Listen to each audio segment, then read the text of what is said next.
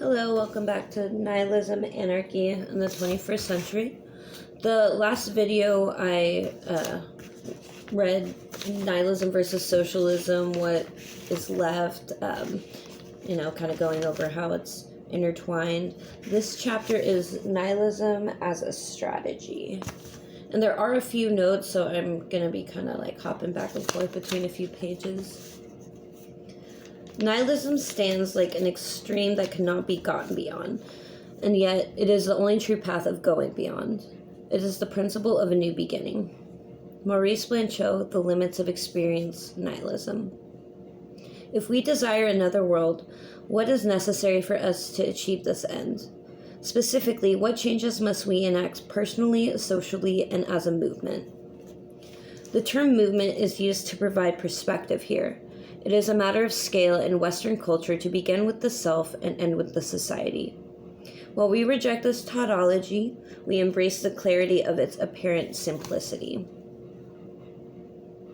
Beyond it coming to power, what is the task of resolving the contradictions of not only the current methodological system of social organization, but the partial solutions offered by others who would also pursue social power?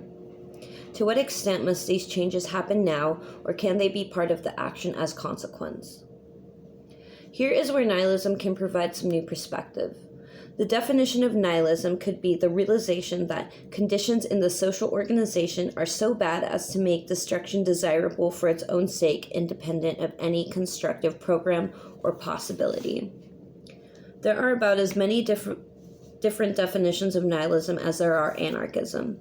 The difference is that to the extent that there is a social phenomenon of nihilism, it is largely regressive and insular.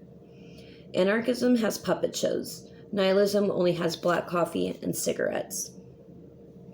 This exposes one of the greatest idealistic flaws of modern activism. The articulation of the specific world to be as a result of your actions does not guarantee that world's creation. It is the tradition of the materialist conception of history that allows for the fallacy of casualty to pollute the spirit of today. If production and exchange are the basis of every social structure throughout history, then we can limit ourselves to studying them to understand how any transition to another world may occur. Therefore, an understanding of economic systems should suffice to understand the strategic opportunities for transition. Since the vast majority of economics is understanding the relationship of institutions, which are only accountable to the current power structure, to each other, such an analysis seems like trying to understand an internal combustion engine from the motion of a car. Materialism has been seen as an incomplete conception of history. This is partially due to the power structures embedded in the formation of most institutions, but also due to the moral forces that challenge materialism's functionalist underpinnings. In the simple case, a benevolent God created the universe and has some vested interest in how things happen here. Therefore, moral systems exist in the name of God's interests, as stated in holy texts and by fallible interpreters. Since the dispersion of the Reformation and the secularization of the rise of science, morality is usually defined in relation to politics. This has led to the moral component to Marx's analysis and of the left in general. The communists, therefore, are on the one hand practically the most advanced and resolute section of the working class parties of every country, that section which pushes forward all others. On the other hand, theoretically, they have over the great mass of the proletariat the advantage of clearly understanding the lines of march, the conditions, and the ultimate general results of the proletarian movement. The Communist Manifesto, Marx and Engels. Moral value or good is defined by the specific cultural values of Europe, of a developed Christian worldview, and the developing beliefs in individualism, mediocrity, and mercantilism. These are still the hurdles that even the most starry-eyed of protesters trip over, sometimes spectacularly. Historical evidence, if it is to be believed, would actually demonstrate that the visions of successful social revolutionaries have shockingly little to do with the form of the new society they create. Take the French Revolution, where the form of class society was to be changed. It did, from 3 states of church, nobility, and commoners to a powerful state, centralized bureaucracy, and burgeoning capitalist infrastructure. All it took was the Committee of Public Safety, a reign of terror, and a 15-year total war effort that would transform warfare forever. For the Russian Revolution, many differing tendencies aspired to revolutionary victory. Its eventual leaders called for all power to the Soviets and ended up settling for crushing their opposition and enacting the new economic policy. This policy was initiated in 1921 to replace the policy of war communism, which had prevailed during the Russian Civil War and led to declines in agricultural and non-military industrial production.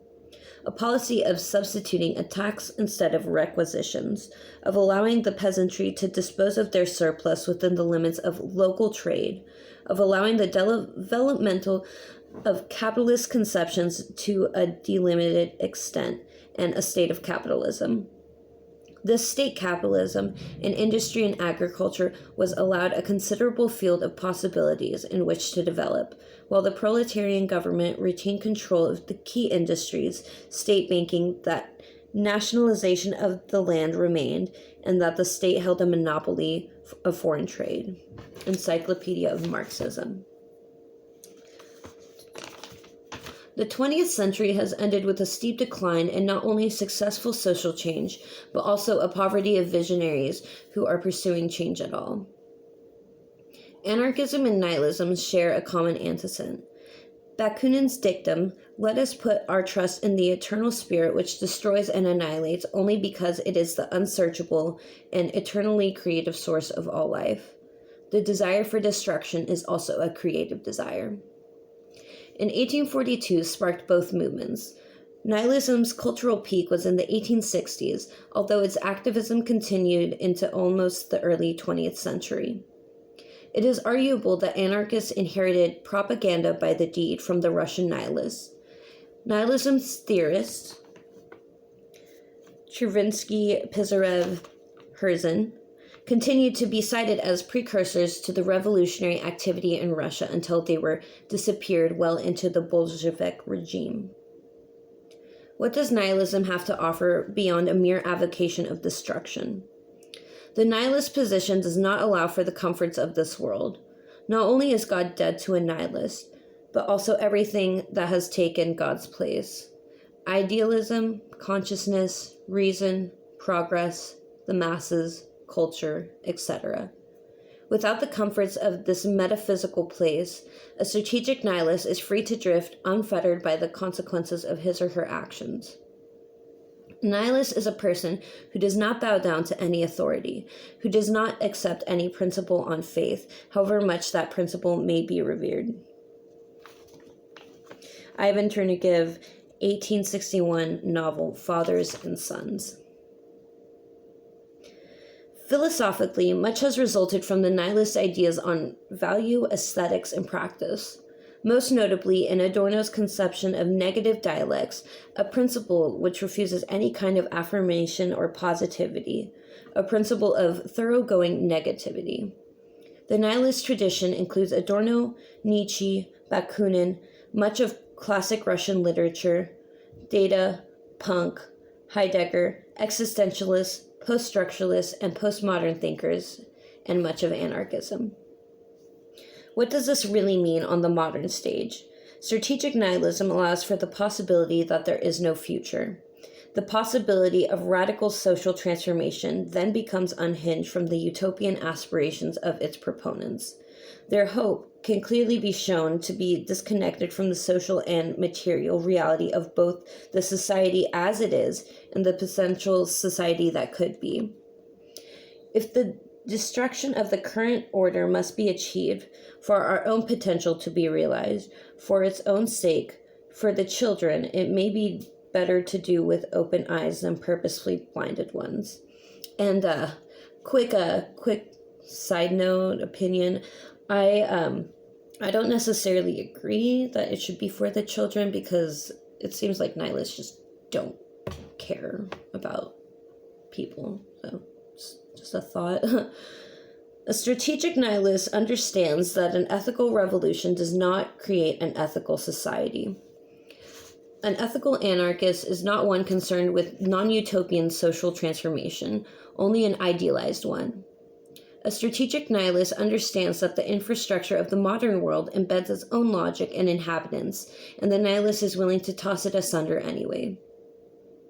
Vanagham states in Revolution of Everyday Life that juvenile delinquents are the legitimate heirs of data. This speaks to a positive nihilism that may be comforting in a way which we can approach the troubling consequences embedded within nihilism's logic. Anarchists have generally accepted property destruction in their humanist vision of an ethical social change. Things matter less than people. Nihilism informs us that this dichotomy ties us to the world we must supersede before we are capable of actually having social relationships with people and not things. Strategic nihilism provides us a solution to existentialism and liberalism. It argues for an active pose in this world and for the inviability of reformist solutions. When confronted with the horror of your existence, race towards the bleak consequences, not away. Deal with the moralism explicit in your stated irrelevance by identity politics, communism, and postmodernism with a sword in hand. Moralists should be spared no patience. What if you are struggling in the movement? Nihilism can provide you a suite of tools. The first is deep skepticism. Every action, every meeting is filled with politicians in waiting who are easy to discern, with their plastic smiles and fluency with the process. A strategic nihilism allows its practitioner to see these types for what they are, and the ability to do with them what is necessary by your analysis and not theirs. The second is a new eye towards history, whereas before it may have been easy to get caught up in the details of the whos, whens, and whys of the Paris Commune.